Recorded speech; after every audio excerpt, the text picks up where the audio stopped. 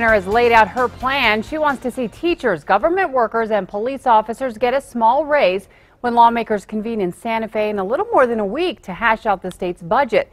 News 13's Madeline Schmidt is live at the Roundhouse with the story. Yeah, well, Kim, the mood here is a stark contrast to last year when lawmakers went into the session focusing on how to shore up the state's budget deficit. That's not the case this year.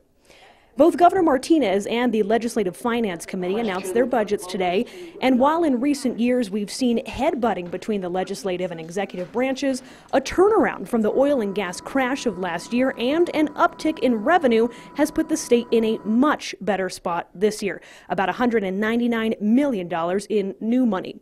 Of interest, both Governor Martinez and lawmakers are looking to increase teacher, public safety, and government worker salaries.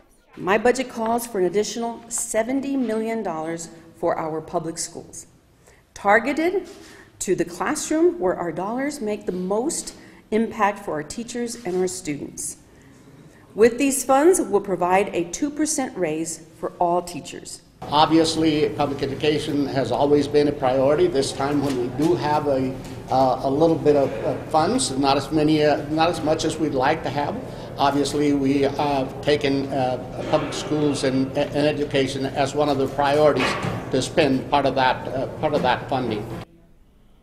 Now, the major difference between the two budgets is that the governor wants to set aside $6.5 million for the Bernalillo County District Attorney's Office.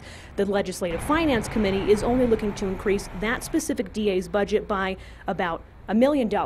Now, the Bernalillo County DA's office has a backlog of thousands of cases and needs more prosecutors and investigators to cut down on the number of dismissals and plea deals. But the Legislative Finance Committee believes that the money would be more fairly distributed to benefit all rather than one specific DA. Back to you. Okay, thanks, Madeline. Now, Governor Martinez says she also hopes to reform the tax code, bringing in additional revenue.